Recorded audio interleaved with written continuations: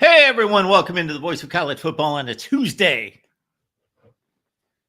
And the big news today is all about recruiting and commits for 2026. So if you watch me on a regular basis, you know this is my wheelhouse, recruiting. Love it. Know it. Who knows it better than me? No. That is why we're going to have the lovely Leanne Herring stop by to break down all the recruiting news from across the nation. Just today, all sorts of big commits. Texas, Miami, Florida State's hot. Also the big news for BYU, Ryder Lyons signing with the Cougars. We'll find out about Ryder Lyons, somebody that Leanne has been tracking for quite some time. If we get a chance to run through our random team of the day, I've got them right there in front of us. Yes, who should be our random team of the day? I've got a team right there. I just kind of flipped open the directory there. Boom. We're going to go with that team right there. Appreciate you being here at the Voice of College Football. This is the College Football Show. Not to be smug or arrogant about it, but it's the College Football Show. That's the best name I could come up with. I just figured, well, it's the College Football Show. So thanks for dropping by. Leave those comments and questions there in the chat. I will check out what you got to say. Keep in mind that we go directly from here to the Iowa show at 5:30 Eastern with Corey Bratta from the Hawkeye of the Storm. Always a good time with Corey. And I believe Corey's got a bone to pick with, I don't know who posted this. We'll find out during the show. But somebody had listed the most difficult places to play in America. We just had this conversation yesterday, did we not? When we were talking about college football myths. And the three myths that I brought to the table were not necessarily that there is not truth to them. They've just not been confirmed or verified. Rivalry games are closer than other games. You can just throw out the records in rivalry games. You could just throw out the records. That's myth number one. Myth number two was trap games. Trap games. Myth number three, night games. Night games are more difficult to win for the road team. I'm not saying it's not true. I'm just saying it's not been substantiated. And I know that our friends in Iowa are mighty proud of their team's efforts at night in Kinnick Stadium. And so Corey Bratta a bit taken back, a bit offended, and would like to take up the stadium atmosphere, the stadium impact, the home influence and impact of the Hawkeye faithful and where it ranks according to some service. We'll find out during the Iowa show who that is. Did I let you know that I've got my random team picked out for today? We will review one random team. It was Virginia Tech the other day, and Virginia Tech, and that's the only team I can remember we ran through. But it was somebody else as well. Tukey G here. Dave's here. Karen, good to see you as well. Jason's here. Jackson reminding everyone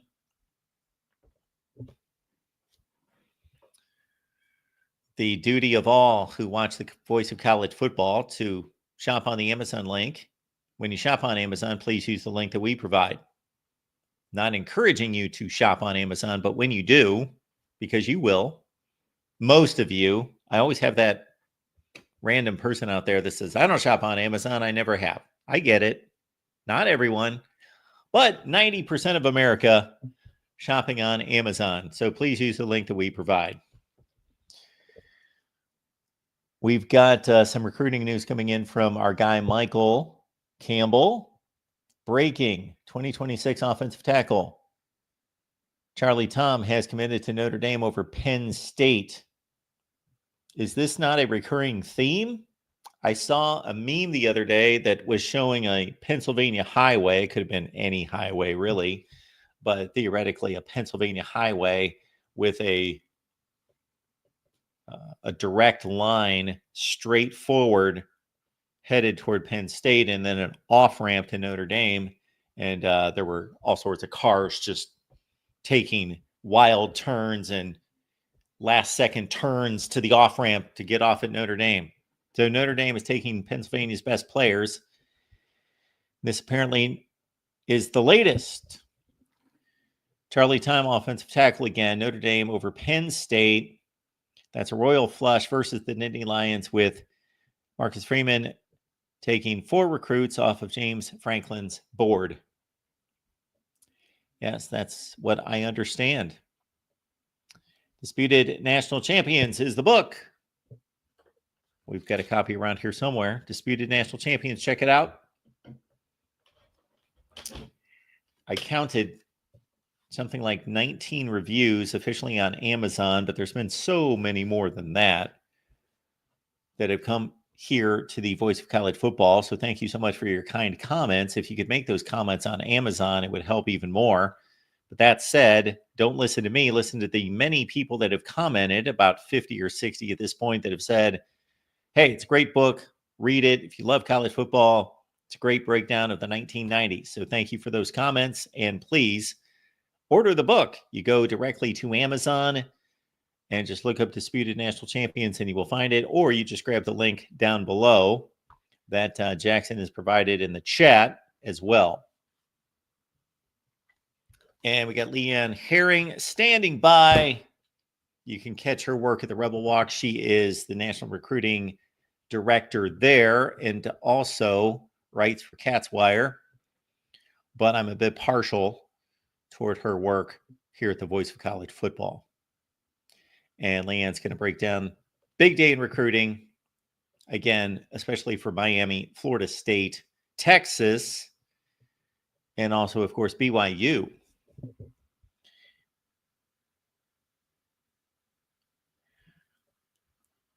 Meanwhile, we're going to get our recruiting news apparently from Michael Campbell, the nation's #1 long snapper. Sean Kraft has committed to Notre Dame, giving the Fighting Irish their first pledge of the 2027 recruiting cycle. Good to always get the long snapper who was rated the best in the nation. How do they rate that?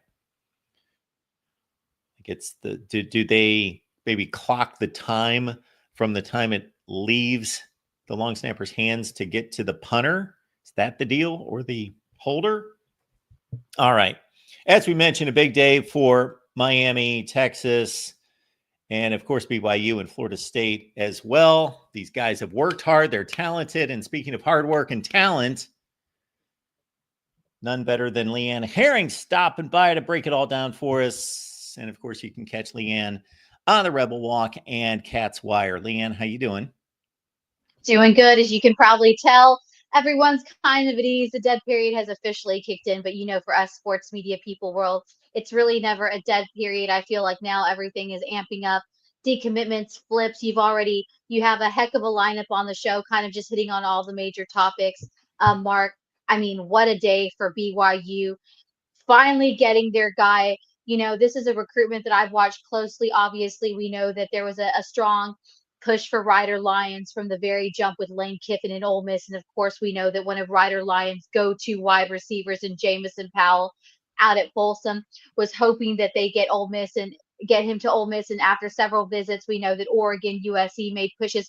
But as I was watching his recruitment, getting to know the process, watching him, throughout the year in live reps and how he operated, just kind of where he stood, it really seems, we talk about a fit all the time, and I really liked where BYU was there from the jump. I know him being a 5-star quarterback, much like this class of 5-star quarterbacks, I feel like this is a class that really went out on the edge, Mark, and went on the unbeaten path. And I really think it's paid off for a lot of teams. Keyshawn Henderson at Houston, Ryder Lyons, now at BYU, making him, I believe, the highest ranked recruit in the history of the football program at BYU.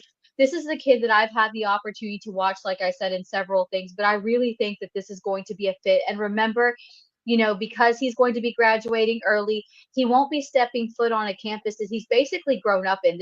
He's a legacy recruit, his family having strong ties, having played at BYU. So this is really home for him. So this is a really great situation for BYU. But again, he's just really one of those kids as far as is going to be a strong fit. I think he's going to be a perfect fit for what BYU is going to do.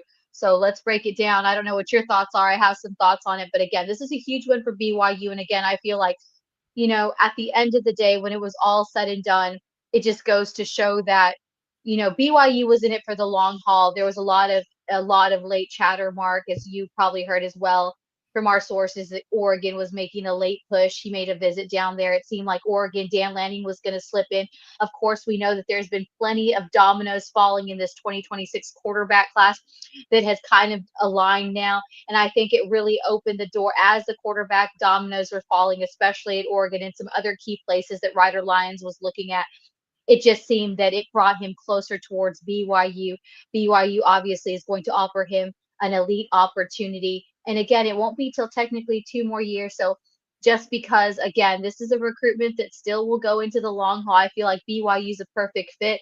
But because Ryder Lyons won't step foot on campus till 2027, there's a lot to be said. There's still some schools that may push for him later down the stretch.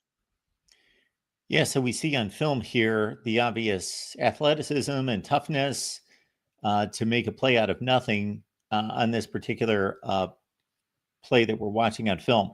So let me go two different directions, because you mentioned him not being able to step on the field there in Provo until 2027. So as we know, BYU is a different situation and has been challenged by the missions and that situation with a lot of the athletes that they recruit and sign.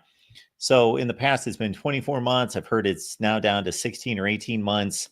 So that will just get him in the door in 2027 instead of 26. So that's pretty well confirmed, but it also sounds like it's longer than a year. So that would also compromise his spring practice the next year and may only get him in the door by summer of 27, it sounds like.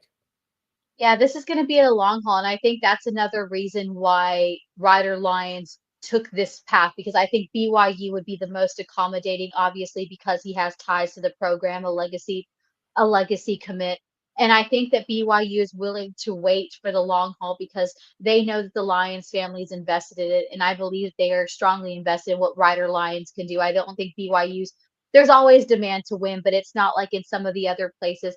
I believe had he verbally committed to Oregon or some of those other programs, that his opportunity may have been looking a lot different because of the fact of his situation. But BYU just is a perfect fit, not only, like I say, on the field, but definitely off the field. But this is a kid that like I said over and over, have had the opportunity to watch in different settings. Just very calm, cool, collective. Mark, of course, we know he's made all sorts of titles and things, being a 5-star Gatorade California Player of the Year. Of course, we all know that when you hold that title of a Gatorade player, whichever you come out, whether you're your state Gatorade Player of the Year or your national Gatorade Player of the Year, especially at quarterback, it's either a hit or a miss.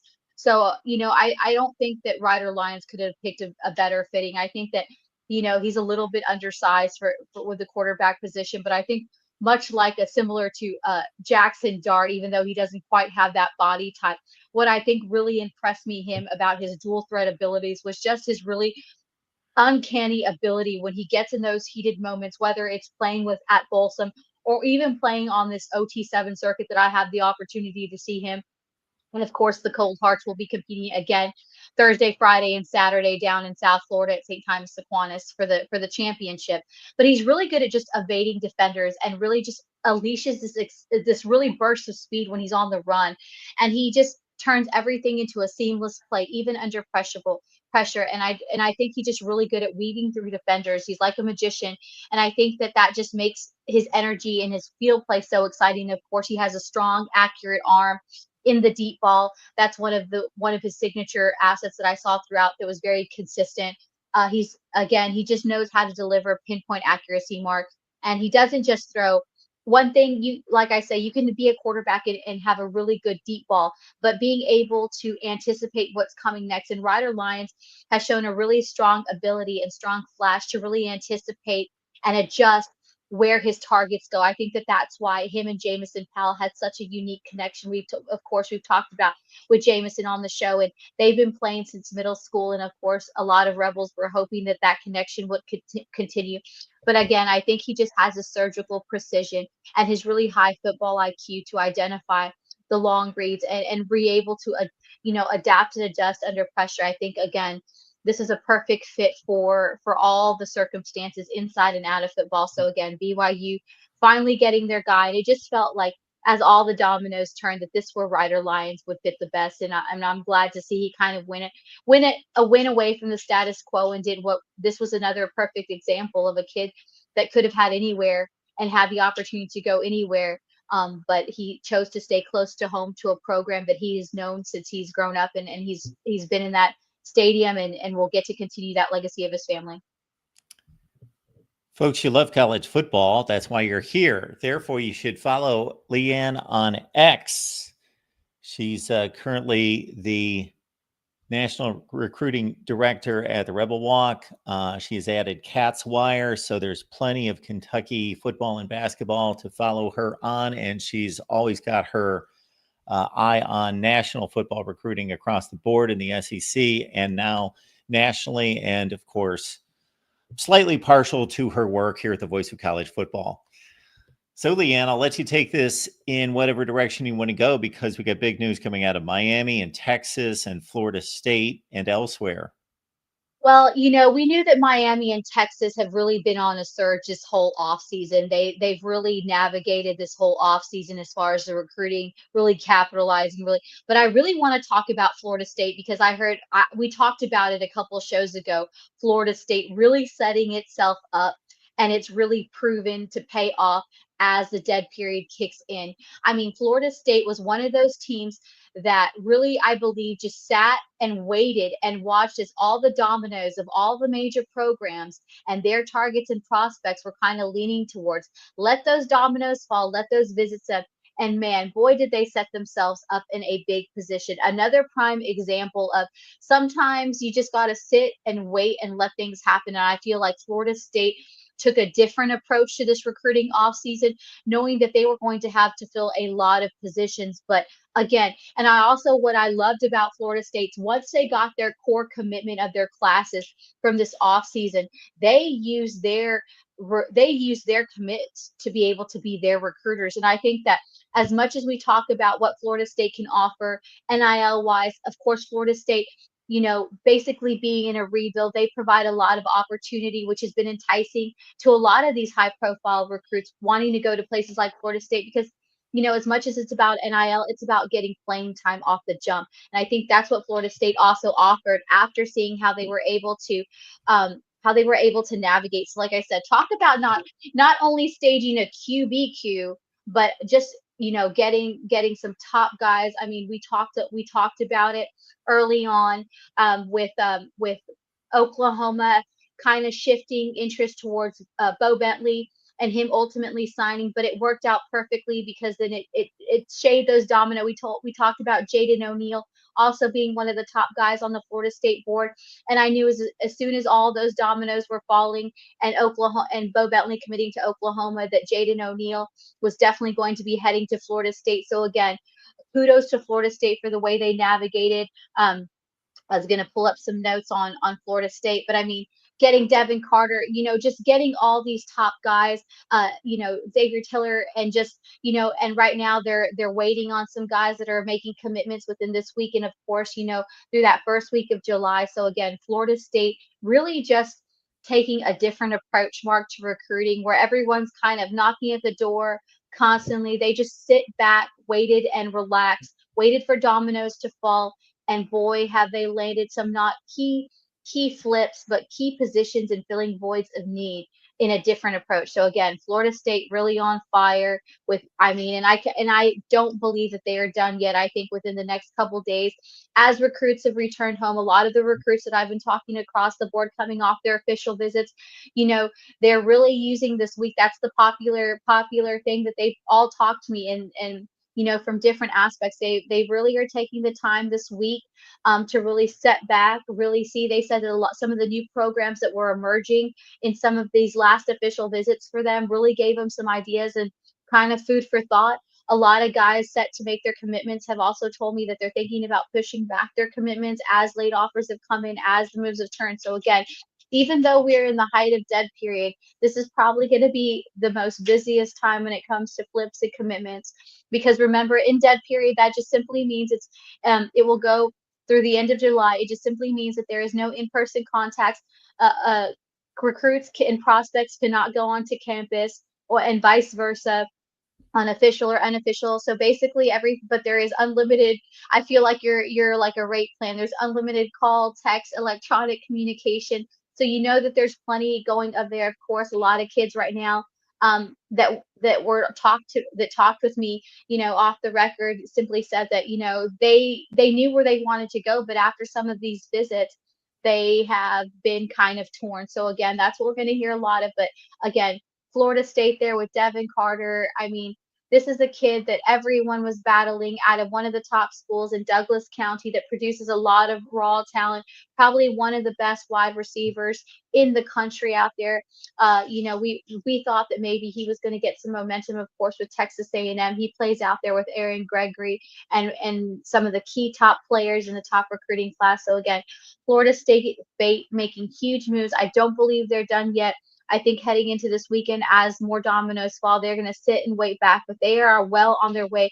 They may have pushed themselves into the top recruiting class, Mark, but again, they may not have the number one recruiting class on paper, but what they do have indeed.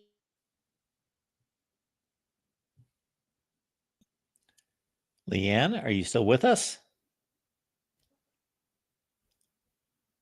So just to summarize, in case Leanne can't make it back, for Florida State, they've made 3 huge moves since Sunday. So it's the 4-star quarterback, Jaden O'Neal, that Leanne's been talking about. Then they also scored some commitments, 2 of them, for Jaden O'Neal to throw to. Those on Monday, Xavier Tiller and Devin Carter, who you see on the screen that Leanne has been talking about. Florida State fans, and shoot, you don't have to be a Florida State fan to remember Dexter Carter, which is, of course, Devin Carter's father, who was an exceptional player at Florida State.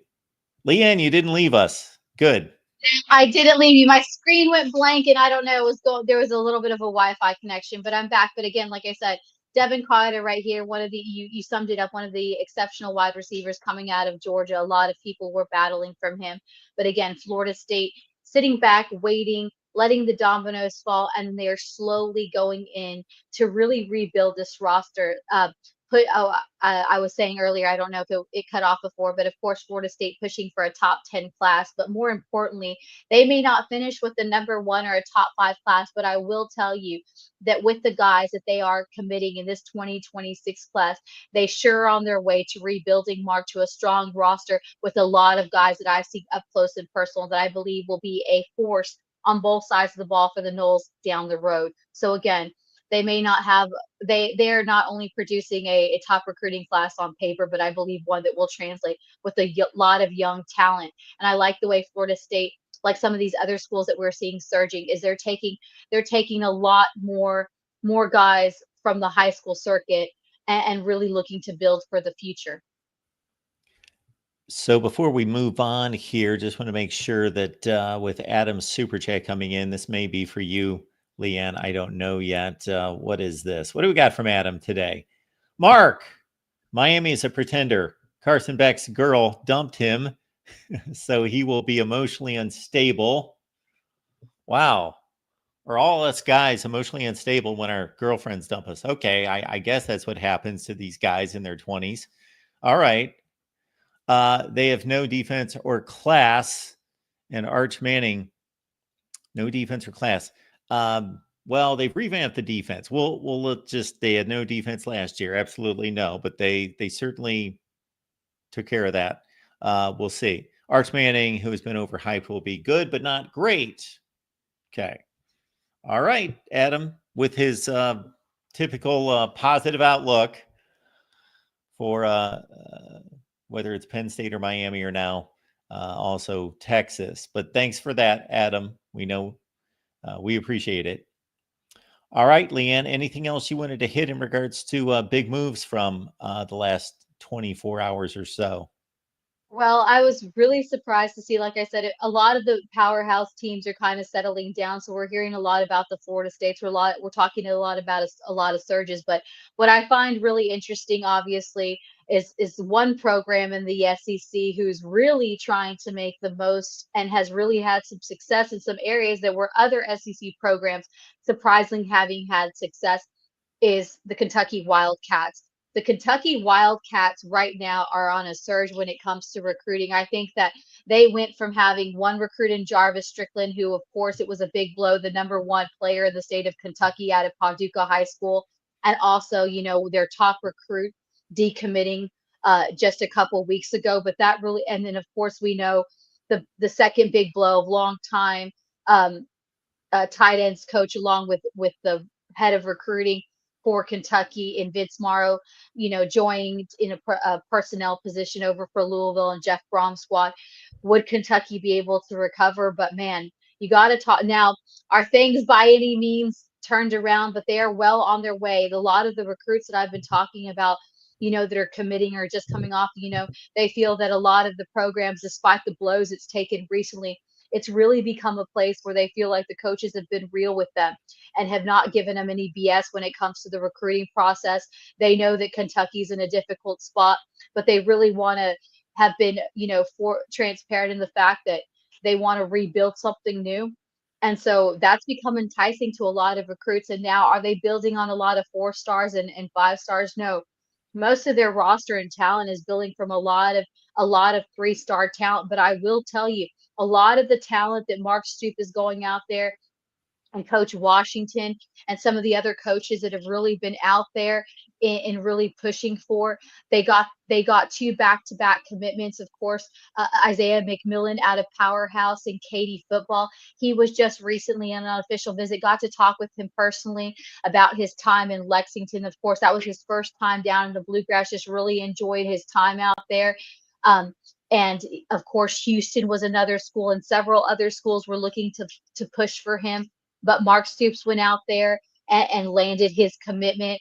And then today, of course, Dallas Dickerson, another top recruit, decides that he's going to commit to Kentucky. So they went from having one commit to a couple commits to most of their commitments coming in June after the departure of Vince Morrow. There, like I said, there was a big, huge spur. We've talked a lot about the state of Kentucky football right now, just kind of being in a mess. But man, there is something brewing in Lexington for the Cats. So not to get overly excited, but it's got to say something about what's going on with the program if they're able to build a diverse amount of recruits. And they've been just getting commitment after commitment after commitment within the last 4 weeks. So that consistency, despite the hits and blows that are taking everyone. Now, is Kentucky back? Is it by any means going to compete in the SEC? It's a tough road ahead, but I like where the direction that the Cats are going. Mark Stoops is one of the few coaches that people have to realize. I can't believe he's already been there for 13 years. He was the new coach heading in when I was on the Kentucky beat. He didn't inherit a program, a typical SEC program, and has really built it. But I remember some of the early words he said. He was constantly saying about trust the process. And you and I both know, Mark, that's a phrase that is used very heavily in the football world, especially coming from coaches. But there was something about when Mark Stoops said it, and then how you slowly saw the reemergence of the program. Really, really, he made you buy in, and I can really see that the players are kind of buying into that where he really started at the program. So again, Kentucky is one of those programs that is not a sexy destination, even though it is an SEC. That people are not knocking down doors, but what makes it so appealing is that it has an opportunity for these young guys. One of the guys that I was talking to right here out of Lake Travis, another powerhouse program. He was just down in Kentucky for his official visit. He's going to be setting to make his announcement tomorrow. between Kansas State, Kentucky, and some other and two other schools as well. And he kind of talked to me, that it's not the place where most people go, but everybody's real. And he's really taught, and he kind of just shared some insight, and it really just kind of took me back. So a lot of programs like Kentucky and other places where a lot of people from the outside looking in are kind of in awe why kids are attracted to those programs. Well, again, as much as NIL plays a factor to it, these kids want the opportunity to play now. They don't want to sit and wait in line. And Kentucky, you have the opportunity as a 3-star from a top high school program to have that opportunity. A place like Florida State that's in shambles, but look at what they've done. So again, a lot of these programs that maybe we've been talking about early on didn't seem to have a glimmer of hope are definitely getting a surge because they have opportunity for players. And that at the end of the day is what a lot of players are looking for. They're willing to take an NIL backseat and maybe not get the biggest deals, but what might be more invaluable in the long run is getting playing time and getting tape, not sitting on the bench and collecting a big paycheck at a big power school to sit in a uniform looking pretty on Saturdays. Absolutely. Leanne, appreciate you being here, of course, and stopping by with all the latest. Everybody join Leanne and I Wednesday. That's at 8:30 Eastern. So we're here to take your calls and break down the latest, in particular from the recruiting scene. But we'll take your calls concerning anything in college football. But Leanne and myself, again, that's on the move. It's Wednesdays at 8:30 Eastern, 7:30 Central. And join us then. We'll see you guys tomorrow. Just a quick hit on what we'll kind of be talking. Plenty of recruiting news. We got a lot of commitments coming up. Maybe Adam will join in. I don't know if you guys are going to break down. Of course, we know Wisconsin in that battle right now, that lawsuit about tampering. I don't know. So that might something we're going to hit at. I hate to bring politics in right now because I feel like everybody's kind of heavy on that, but I know that's going to be more of the things we're going to get to see, especially now that things have kind of died down and the off season. So again, talking about rivals camp, there's a lot of top recruits out there. A couple of recruits, of course, Chase Calcutt set to make his much anticipated announcement. So here in a couple of days. So join us tomorrow, 8:30, taking your calls, talking a lot of recruiting and more. Very good. And to be more specific about that, Adam, I'm guessing the guys that Leanne broke up with in high school and college, those were the ones that were devastated. For the rest of us, hey, we bounced back. We were in our 20s. No, not a big deal. I don't know about that, but we will see you tomorrow, guys. Stay tuned for the show. And we will catch you on the flip side. Make sure Thanks, you guys pull Leanne. up tomorrow, 8:30. Bye. See you tomorrow. All right, folks. We do appreciate you being here. And Adam, again, thanks for the super chat. So we're going to add Carson back to your lineup of quarterbacks you don't like. Drew Aller, trash. Carson back, emotionally devastated. And I don't know, maybe he is. Maybe he is. But way too much money on the line for Carson back, both at Miami and his future in the NFL, to let that affect him.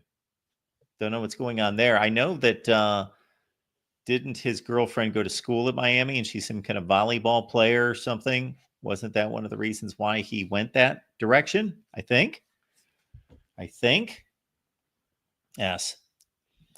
Too much recent news about players and coaches' girlfriends, looking at you, Bill Belichick. Stewart believes that Arch Manning is underhyped. I don't know that that's possible when you've got the name Manning. When I heard that Arch Manning was one of the great players in high school football and was going to be on the top of recruiting boards, and I thought, okay, I would assume that scouts take their job so seriously that they would not be duped by the name Manning, just because this would be incredible. This is unprecedented already by this family, but to have a fourth quarterback achieve at a high level at the NFL level, it's crazy. And apparently he's that good because we have seen the talent on the field, not against good teams or meaningful games or situations yet. But that's coming pretty close. that is coming very soon in Columbus. So we do appreciate you being here, and keep in mind that we've got the big show coming up with Corey Bratta from the Hawkeye the Storm on the Hawkeyes live show. That's at 5:30 Eastern and 4:30 Central. And as soon as I see the name John Diadamo in the chat, I would like to thank John for getting us off the schneid last night during our Ohio State, Michigan watch party from 2021. So we had a lot of people join us there in the second half. The last I saw in our YouTube studio, we had about 48 people watch at some point, and that was difficult to access during the first half. And John hit some settings, and we got some things figured out. And so we expect starting in July that we'll have a much better turnout, and we do appreciate it. So what I'm going to send out here in the next few days, as I did for the June watch party, is going to be a selection of vintage games. Going to try to spread it around the map, get a little love to a number of various teams. We're not going to focus on any particular rivalry or teams. Of course, this was a good one to start out with in regards to our contingent of Michigan fans, and also that being a huge game.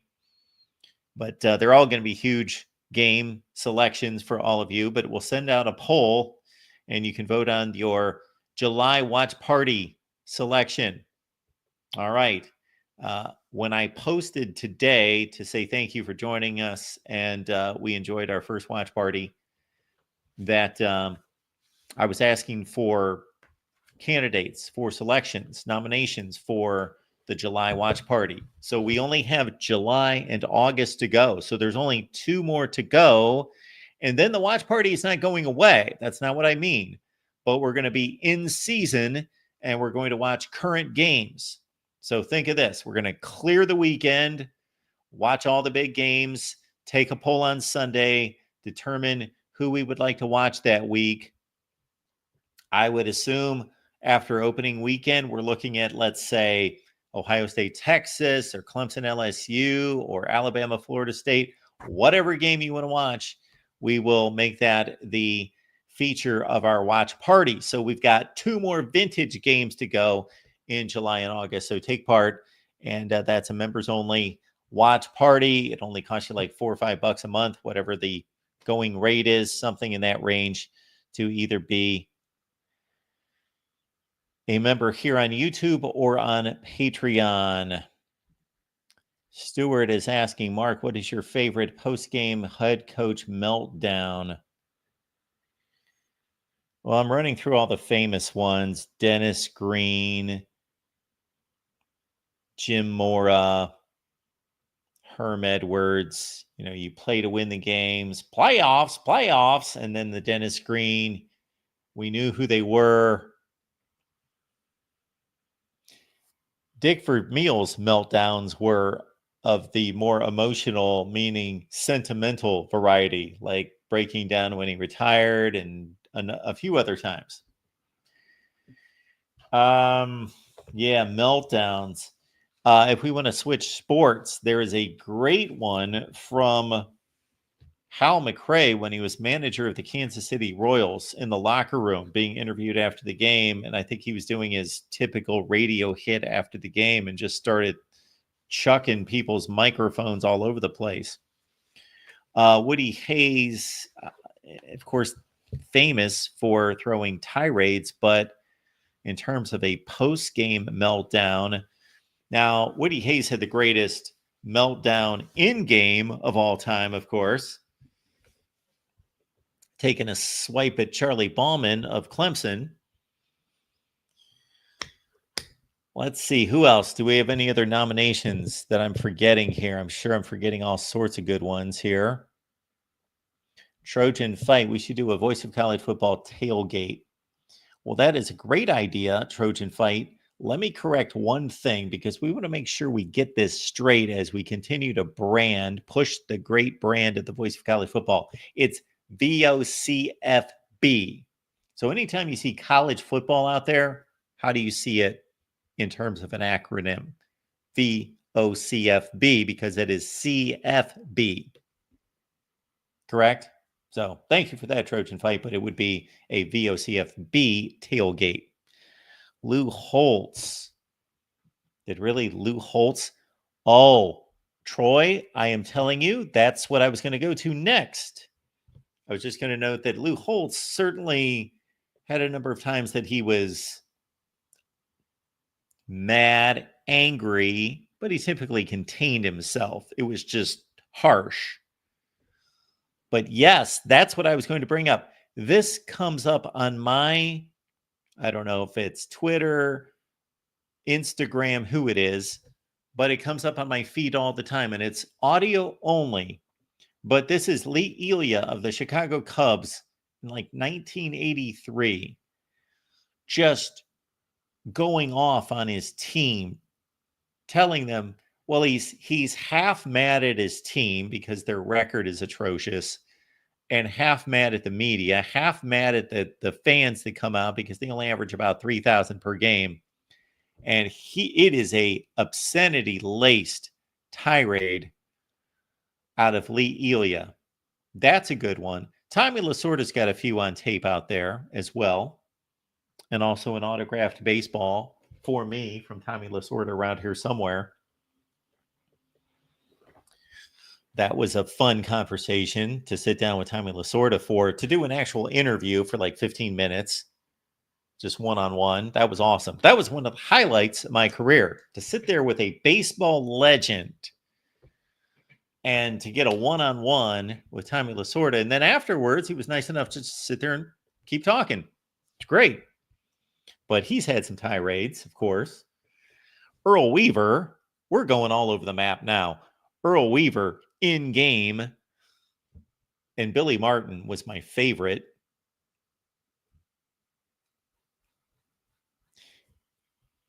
The first game. Now, what are the odds of this happening? The first game that I ever saw at Cleveland Stadium, the first baseball game, 1978. Jeff Torborg was the manager of the Cleveland Indians. Now, how many times do you see this? And I was fortunate enough to see this, my first baseball game ever. And I've seen that sport in person more than any other. Most of us have, because they play 162 games, but I would go up to Cleveland Stadium about 10 times a year. But this was, my dad taking me to the ball game. Jeff Torborg argued a call, got thrown out of the game, and then proceeded to take bats and just heave them out. He went up a few steps to the top of the dugout and just started heaving bats around the infield and started just chucking equipment and paraphernalia from the dugout out onto the field. It was tremendous. I thought, does this happen every game? So that is by far the biggest fit I've ever seen in person, and maybe, period. Football coach post games. I gave you the three obvious ones. And of course, Brian Kelly got fired up. What was that, last year or the year before? I can't remember. And there's typically, what plants it in people's minds is there's usually one phrase that stands out, like playoffs, or we knew who they were. We knew who they, what did Dennis Green say? We knew they were who we thought they were. I think that's what his statement was. I haven't seen that in so long. They were who we thought they were. Yes. That doesn't sound quite right, but it was something like that. And then, of course, yes, Herm Edwards about you play to win the game. There were times when Herm Edwards didn't appear based on his clock management, like he was coaching to win the games. He was one of the worst ever. Well, yeah, I was hooked on baseball. I don't know that I needed that. Man, I was such a huge baseball fan.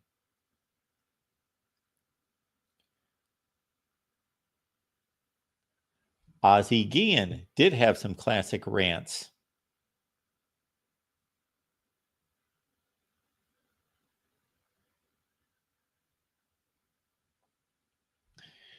Trojan Fight says, I've missed out on any live game chats. They're not live game chats. What we're going to do are watch parties after the weekend.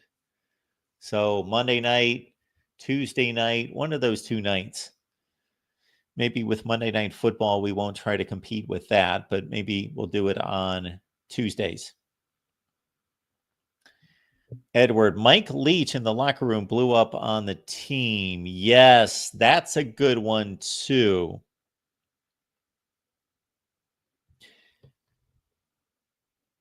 He references their ranking. They were ranked that week, ranked higher maybe than ever.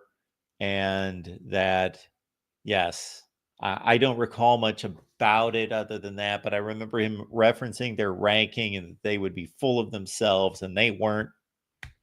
SHIT, over and over and over saying that. Yes, Mike Leach. You guys are doing a better job at this than I am.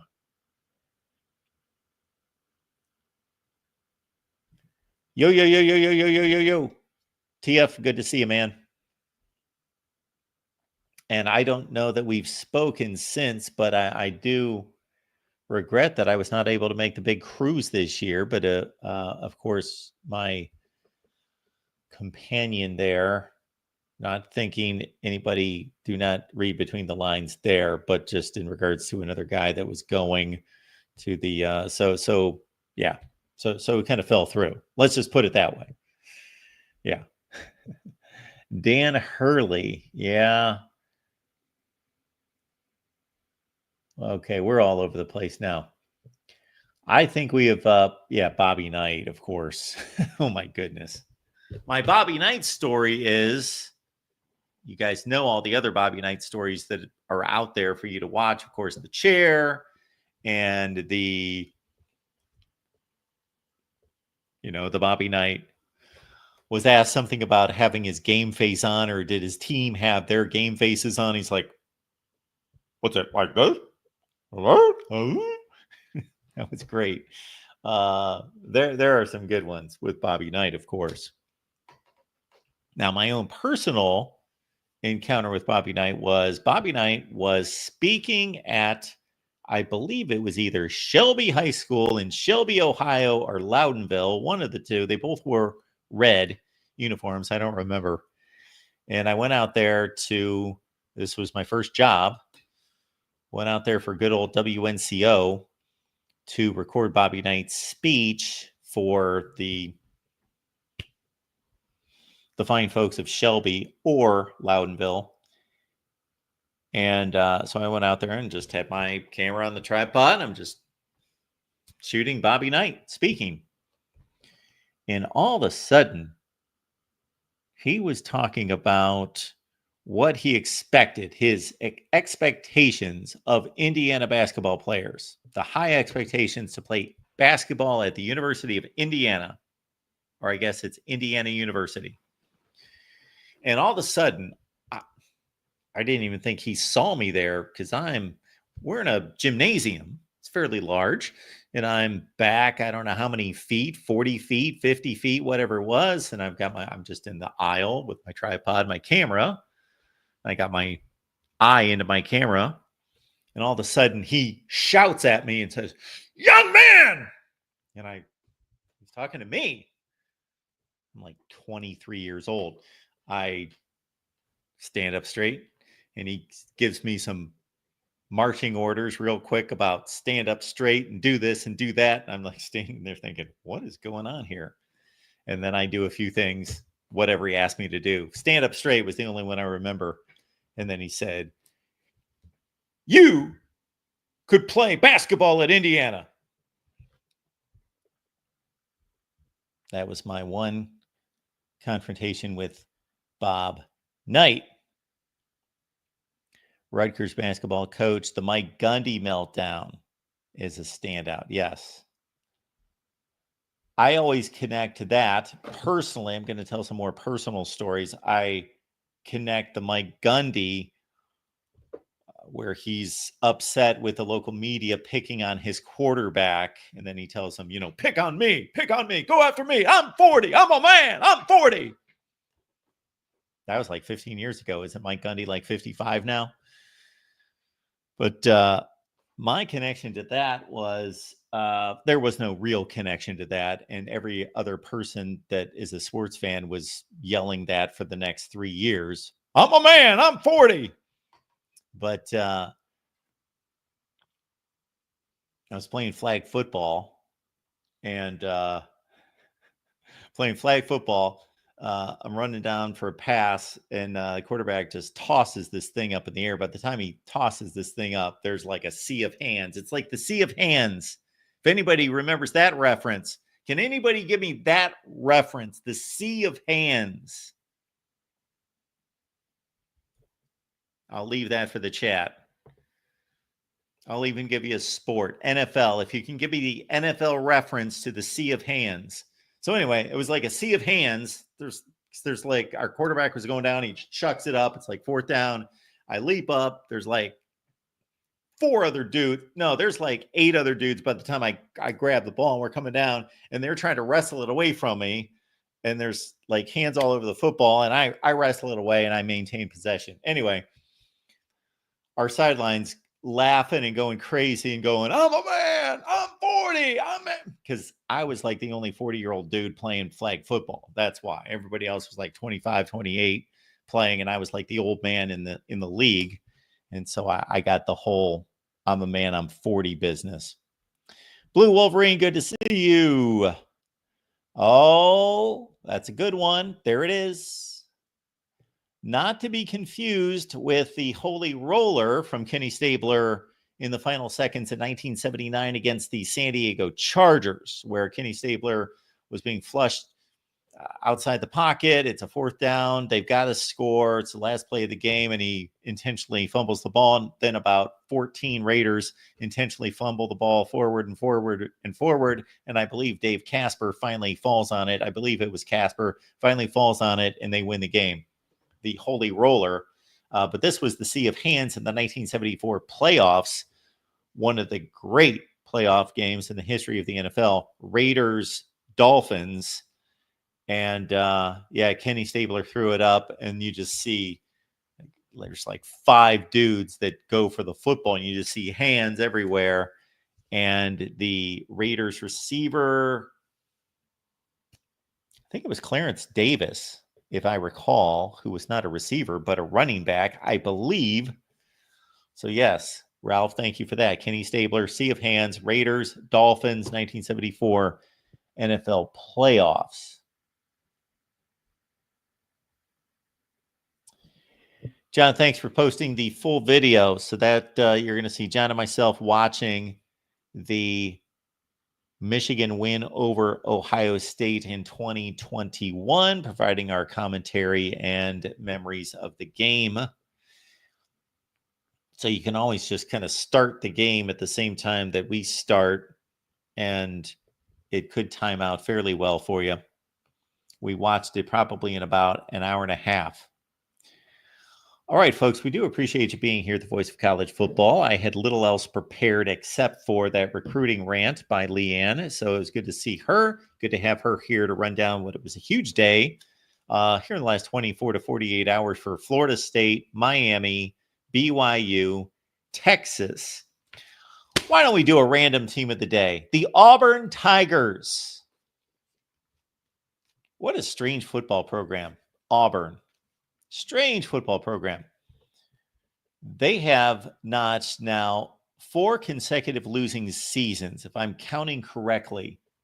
21, 2, 3, and 4. Brian Harson's 2 years, and now Hugh Freeze 2 years. All losing seasons. 6 and 7, 5 and 7. All of them. At Auburn. That's unacceptable. This is a top 15 program all time. So Hugh Freeze needs to get it together. He's 11 and 14. They are recruiting out of their minds. The recruiting's been great. The transfer portal additions have been great. They rank high in the transfer portal additions. The talent, they got the talent. So the pass offense under Peyton Thorne was atrocious 2 years ago in 2023, but you'd be surprised how high Auburn ranked in pass offense last year, even though they still only went 5-7. It was turnovers. Their turnover ratio was atrocious. They could not score in the red zone, mistakes all over the field, one of the worst, most undisciplined teams. So I'm holding Hugh Freeze accountable because this is now his third season and his team is still highly undisciplined. And now they get Jackson Arnold to come in from Oklahoma. Had a bad season at Oklahoma, actually got off to a horrendous start, got benched in the Tennessee game, took about 3 to 4 weeks off, finished for Oklahoma, played much better. Former 5-star, did get the win against Alabama, but do not credit Jackson Arnold for that. Ashton Daniels, if you remember that name, starting quarterback at Stanford, he's got a possibility of becoming the starter, and they got Deuce Knight. He's their future at quarterback. So they got a 3-way quarterback battle at Auburn, but most likely it's going to be Jackson Arnold. All right.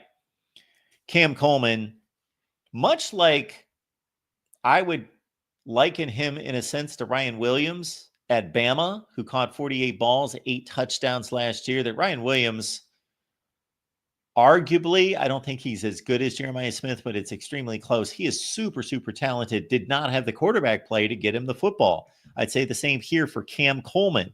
Look out for Cam Coleman this year if Jackson Arnold can get his act together and Hugh Freeze can actually call the offense correctly. 37 catches, 8 touchdowns.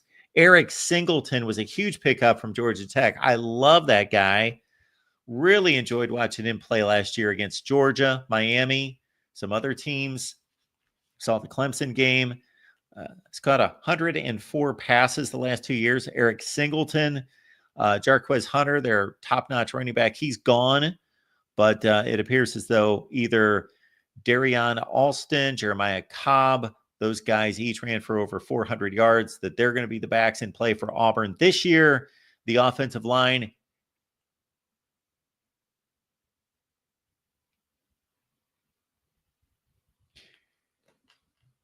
anytime that a team has a losing record, you can almost assume 2 things. The quarterback sucks, the offensive line sucks. They go hand in hand. Usually, unless it's Iowa. The quarterback sucks, but they're still good. They still win 9 games. Unless it's Iowa, if it's anybody else, and they go 5-7 over and over and over, like Auburn has for now, again, 4 consecutive years, 5-7, 6-7. The quarterback sucks and the offensive line sucks. So they got to get better there. They did work on it through the transfer portal. Okay, the defense, I got to say that the Auburn defense last year was actually better than it's been in about 5 years, statistically better than it's been in 5 years under DJ Durkin. They only gave up 21 points per game and 330 yards per game. Keldrick Falk is a defensive end, edge rusher. He's back. He's really good. Potential first-round pick. They've got a veteran secondary with Caleb Harris and company. Lost all their linebackers, young linebackers taking over at Auburn. Interesting kicking situation at Auburn. Alex McPherson was their starting kicker 2 years ago. He went 13 for 13, but he was sick all of last season, but he's healthy and coming back this year. The schedule is brutal early for Auburn. Baylor on the road. Reminds me of Auburn going to Kansas State about 10 years ago. Just kind of a random, odd, out-of-conference game. But I like it.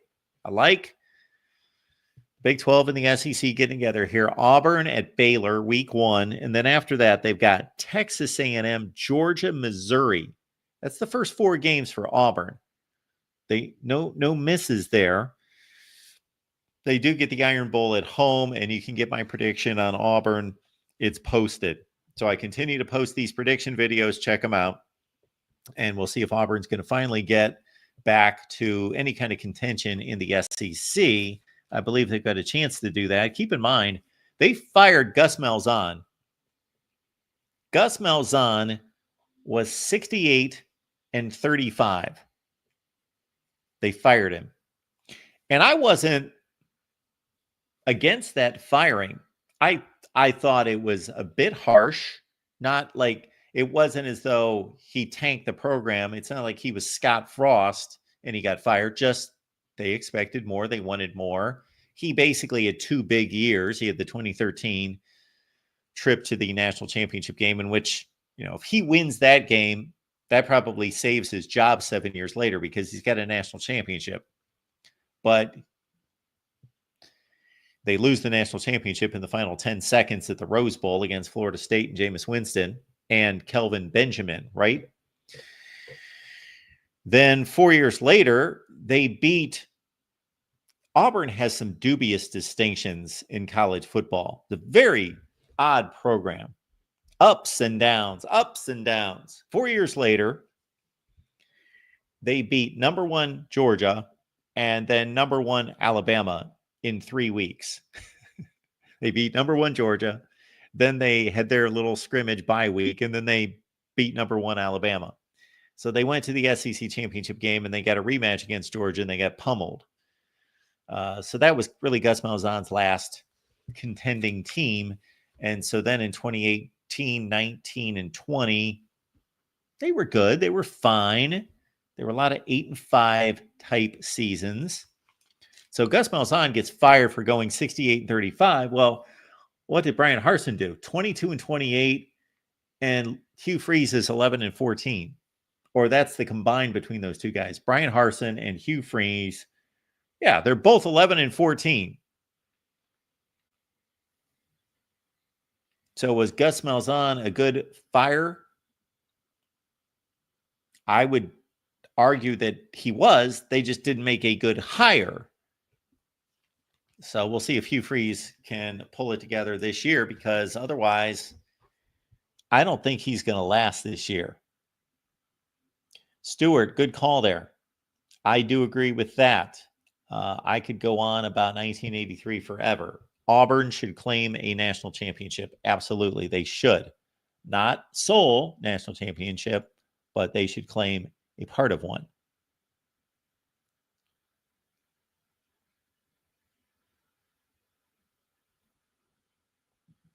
Who's the best coach in the ACC? Is that not obvious? DeReal, thank you so much for reminding everyone to hit the like button. It's a simple and easy thing to do, everyone. Just please hit the like button. This is simple in terms of what the impact is. It has nothing to do with me looking at likes. I have no idea how many people like these videos. It doesn't matter to me if we get 1 like or 1,000 likes. It makes no difference to me.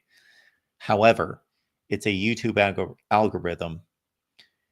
Hit the dislike button. I don't care. Whichever you want to do, just respond. So what YouTube is doing is saying, okay, 1,000 people watched this video and it got 25 likes. 1,000 people watched this video and it got 200 likes. Big difference. People responded, people commented, also comment. And we're going to push that, because if these people liked it, then we're going to see if more people like it. And we have been posting, again, prediction videos, so please check them out. We've got about 10 out there. We got about 60 to go. I usually try to warm up with the Virginias and the Stanfords of the world and then lift it from there. But I figure, you know what? People are going to watch the good teams, so let's get those out there first. And they've got more shelf life that way. And I do reserve the right to have my final predictions slightly altered off of those initial video predictions. Nothing is final until they kick off. And then all my predictions are final then. All right, folks, I got to run to the Iowa show. We do that at 5:30 Eastern with all of you, 4:30 Central. Good to see all of you. We'll be back on Wednesday. We got a big day on Wednesday. Ohio State live at 11 Eastern. This show at 4. Miami at 7. Then we got the On the Move show with Leanne Herring at 8:30 Eastern on Wednesday night. Right here at the Voice of College Football. Please hit the like button. Please subscribe as well. We'll see you.